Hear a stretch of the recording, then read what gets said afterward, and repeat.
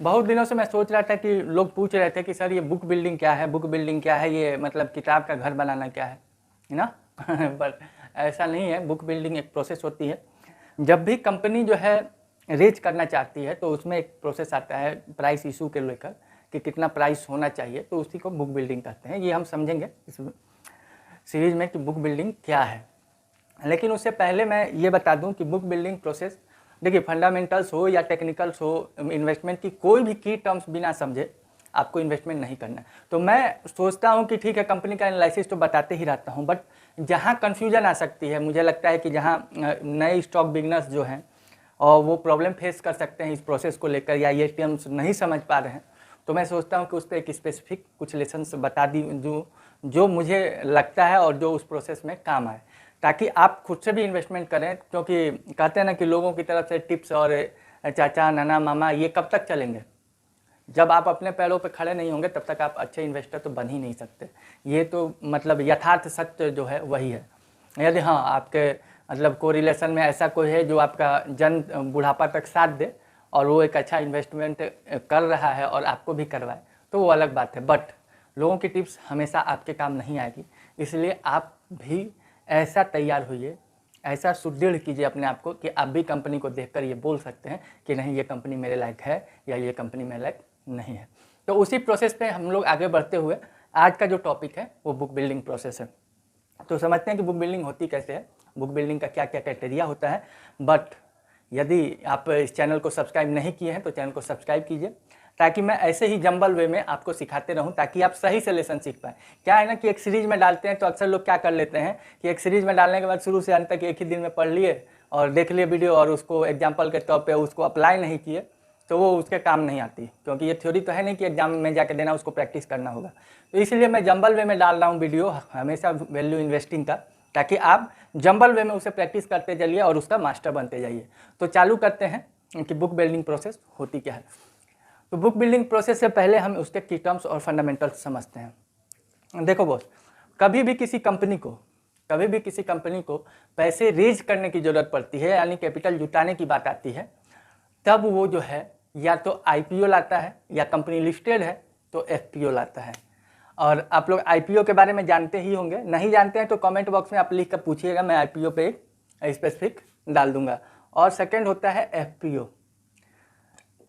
IPO उसे कहते हैं जब कंपनी जो है इनिशियली अपनी जो है पब्लिक ऑफर डालती है। दैट मीन्स कि जब कंपनी जो है पैसे या कैपिटल की ज़रूरत पड़ती है तो वो शेयर मार्केट में आती है और बोलती है कि हाँ मुझे पैसे की ज़रूरत है, जो सेबी के थ्रू उसका रूल रेगुलेशंस भी होते हैं। और यदि कंपनी लिस्टेड है तो उसको फर्दर पब्लिक ऑफर कहलाता है।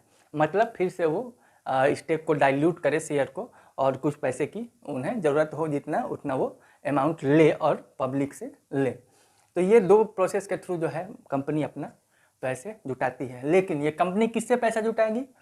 तो जो शेयर होल्डर्स हैं, यानी ये देंगे ना, या तो आईपीओ में दें या तो एफपीओ में दें, जो कि रिटेल होते हैं, नॉन इंस्टीट्यूशनल होते हैं, क्यूआईबी होते हैं, ठीक है, ये सारे चीज़ देते हैं। लेकिन ये दोनों डायरेक्ट कभी भी कम्युनिकेशन नहीं करते और ना ही इनका अरेंजमेंट होता है। तो इन दोनों के बीच में जो आते हैं वो इन्वेस्टमेंट बैंकर होते हैं। बात को समझिए, कंपनी को पैसे की ज़रूरत है और इनको शेयर्स की ज़रूरत है, तो ये डायरेक्ट कम्युनिकेशन नहीं करते, इनके बीच में आते हैं इन्वेस्टमेंट बैंकर। ठीक है, तो इन्वेस्टमेंट बैंकर का कुछ रूल रेगुलेशंस होते हैं, जिसे कंपनी जो है कंपनी को बताना पड़ता है कि हाँ मेरा स्ट्रेंथ क्या है, मेरा वीकनेस क्या है। ठीक है, जिसको हम रेड हियरिंग प्रोस्पेक्टस कहते हैं। ठीक है, उसमें कंपनी अपना डिटेल्स देती है, एनुअल चार्ट देती है, अपना स्टेटमेंट देती है, पीएनएल देती है, प्रॉफिट एंड लॉस स्टेटमेंट देती है। ये सारी चीज़ इन्वेस्टमेंट बैंकर को दिया जाता है। बट ड्रॉबैक क्या होता है इन्वेस्टमेंट बैंकर के साथ? तो उसमें एक टर्म्स आती है अंडर राइटिंग। अंडर राइटिंग का मतलब होता है कि यदि इन्वेस्टमेंट बैंकर जो प्राइस तय किया, हम आगे समझेंगे प्राइस कैसे तय होती है, ठीक है, लेकिन यहाँ फिलहाल समझिए कि यदि इन्वेस्टमेंट बैंकर जो प्राइस तय किया और यदि उसमें सेल नहीं हुआ तो इन्वेस्टमेंट बैंकर को ही वो पूरे शेयर्स खरीदने पड़ेंगे। वो अलग बात है कि उन्हें भी 1 साल का समय मिलता है कि आप उसको बेच पाएँ। ठीक है, तो इसलिए जब इन्वेस्टमेंट बैंकर को लगता है कि नहीं ये जो लॉट है, ये जो प्राइस है, जो कैपिटल है, ये बहुत बड़ा है, तो वो एक मेंबर बनाता है जिसे सिंडिकेट मेंबर कहते हैं। उसमें जैसे मान लीजिए कि एसबीआई को इन्वेस्टमेंट बैंकर मिला और उसे लगा कि नहीं ये जो कैपिटल है वो ज़्यादा बड़ा है, तो 3-4 बैंकों को ला सकता है। मान लीजिए HDFC को ले लिया, इन्वेस्टमेंट ICICI को ले लिया, ये सारे को जुटा के और कुछ लॉट उसे दे दिया जाएगा कि ये आप सेल करो, ये आप सेल करो, ये आप सेल करो। ये सिंडिकेट मेंबर्स में आते हैं। तो फिलहाल हम यहाँ समझ गए कि कंपनी और शेयर होल्डर्स के बीच में क्या आता है, इन्वेस्टमेंट बैंकर, जिन्हें ये तय किया जाता है कि अब यहाँ से जो है प्रोसेस आप संभालोगे, कोई कन्फ्यूजन नहीं। यहाँ से जब इन्वेस्टमेंट बैंकर जब संभालता है कमान, तो उसे तय करना रहता है वैल्यूएशन। वैल्यूएशन जब भी तय करना रहता है, उससे पहले ये वैल्यूएशन का पूरा डिटेल्स कंपनी के द्वारा यहाँ पे दी रहती है। मतलब कि उसका स्टेटमेंट, जो भी बैलेंस शीट हो, जो भी कैश फ्लो स्टेटमेंट हो, जो भी उसका प्रॉफिट एंड लॉस स्टेटमेंट हो, कंपनी का स्ट्रेंथ क्या है, कंपनी का ब्रांड क्या है, कंपनी के गुड्स क्या है, कंपनी के इन्वेंट्री क्या है, लैंड क्या है, एसेट्स क्या है, वो सारे चीज़ यहाँ पे कंपनी इन्वेस्टमेंट बैंकर को दी रहती है। अब यहाँ से इन्वेस्टमेंट बैंकर जो है वो वैल्यूएशन तय करता है। तो वैल्यूएशन किस पर्पज से तय की जाती है, तो वैल्यूएशन तय की जाती है दो तरह से। एक कंपेरेबल्स, जो जिसमें हम देखते हैं पी और पीबी। यदि यहाँ आपको कन्फ्यूजन है तो आप मुझे कमेंट्स में लिख के भेजिएगा, मैं इस कंपेरेबल वैल्यूएशन के तहत आपको एक वीडियो उपलब्ध करा दूंगा। उसके बाद आता है डिस्काउंटेड कैश फ्लो। ये दो तरह से वैल्यूएशन तय करती है इन्वेस्टमेंट बैंकर कि हाँ आपका प्राइस ये होना चाहिए और आपको इस प्राइस पे रहना चाहिए, ठीक है। तो क्योंकि इसलिए वैल्यूएशन तय करना उचित होता है इन्वेस्टमेंट बैंकर को, क्योंकि यदि ये जो है बहुत ज़्यादा रख दिया, ठीक है, बहुत ज़्यादा रख दिया प्राइस, तो क्या होगा कि वो सब्सक्राइब नहीं होंगे जो भी ऑफ़र है। यदि सब्सक्राइब नहीं होंगे तो वो किसके पास अटक जाएंगे बॉस, तो वो इन्वेस्टमेंट बैंकर के पास ही रह जाएंगे, जिसके कहते हैं ना कि गले में हड्डी जैसा काम हो जाएगा इन्वेस्टमेंट बैंकर का। ज़्यादा चालाकी की और गले में हड्डी अटक गई, तो अब इन्हें वो पूरा माल रखना पड़ेगा और पूरा माल बेचना पड़ेगा, बट यहाँ का कैपिटल तो कंपनी को मिलेगा ही मिलेगा, ठीक है। और यदि कम रहा, बहुत कम रख दिया, तो कंपनी कहेगी कि रहने दो भैया, इतने पे मैं नहीं ले पाऊंगा, क्योंकि मेरा कैपिटल तो पूरा नहीं हो रहा है जितने का ज़रूरत है। यदि मुझे कोई प्लांट इस्टेब्लिश करना है, मुझे इतने कैपिटल चाहिए और वो पूरा ही नहीं हो रहा है, तो मैं लेके क्या झुंझुना बजाऊंगा। तो इसलिए एक जो फेयर प्राइस है उस पर इन्वेस्टमेंट बैंकर तय करती है, किस हिसाब से, तो वैल्यूएशन के हिसाब से, कि हाँ कंपनी का वैल्यूएशन के हिसाब से ये प्राइस पर शेयर होने चाहिए, जिसमें कि दो वेरिएबल्स हैं वैल्यूएशन तय करते हैं, एक कंपेरेबल्स and discounted cash flow. Discounted cash flow में हम लोग अक्सर प्राइस टू कैश फ्लो का रेशियो लेते हैं और उसके बाद इसमें देखते हैं फ्री कैश फ्लो क्या है, इनिशियल कैश फ्लो क्या है, ये सारे चीज़ इसमें डिस्काउंटेड कैश फ्लो में देखते हैं। कंपेरेबल्स में देखते हैं पी रेशियो क्या है, प्राइस टू बुक रेशियो क्या है, ये सारे चीज़ हम इसमें देखते हुए इन्वेस्टमेंट बैंकर्स जो है वो वैल्यूएशन तय करती है। जब वैल्यूएशन तय हो जाता है तब बैंकर जो है वो तय करती है कि हमें प्राइस इशू करना है। प्राइस इशू करना है कि हाँ क्या प्राइस होना चाहिए। तो प्राइस दो टाइप से इशू होता है, एक फिक्स्ड प्राइस जिसमें कहते हैं कि टेक इट या लीव इट, मतलब ये प्राइस मैंने तय किया है, यदि आपको लेना है तो लो, नहीं तो जाओ, कोई मतलब नहीं। तो इस टाइप का प्राइस जो है फिक्स्ड होता है। मान लीजिए कि कोई कंपनी है, उसका प्राइस 250 रुपये तय हुआ, तो इन्वेस्टमेंट बैंकर कहेगा कि 250 रुपया मतलब 250.250 डॉट तय हुआ है, यदि आपको लेना है तो इसमें लीजिए, नहीं तो जाइए। तो ये फिक्स्ड जब हम तय करते हैं तो ये कहीं ना कहीं इन्वेस्टमेंट बैंकर को लगता है कि ये मेरे लिए प्रॉब्लम कर सकता है, क्योंकि जब फिक्स्ड कर रहे हो यानी आप अपने आप को कहीं ना कहीं ज़्यादा काबिल बता रहे हो।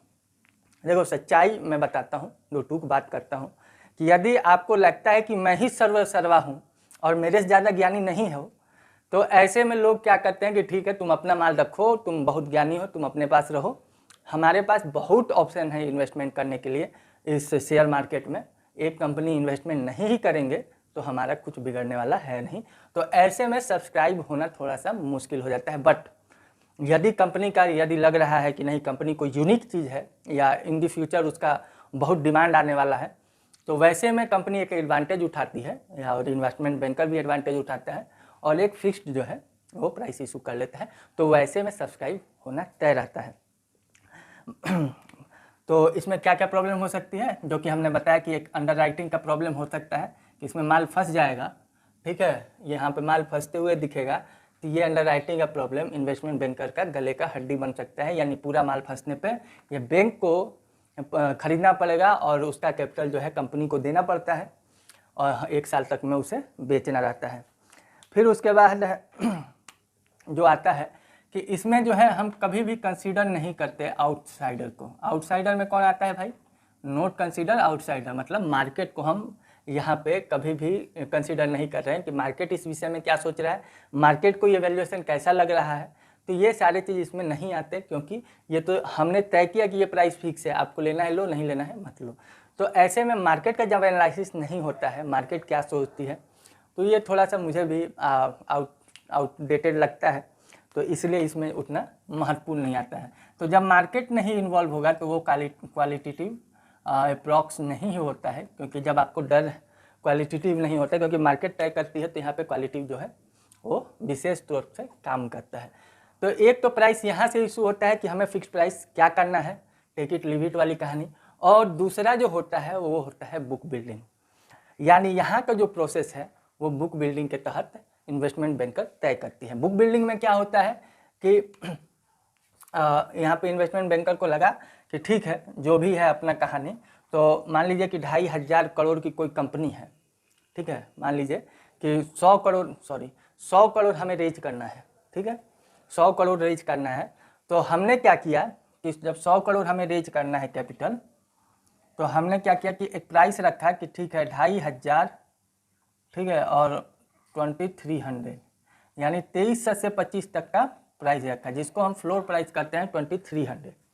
यदि हम 23 तक का शेयर बताते हैं और एक बीच में दे दिए कि ठीक है 200 का वो प्राइस गैप जो है वो बता दिए, तो 2300 से लेकर 2500 तक का हमने प्राइस बैंड रखा।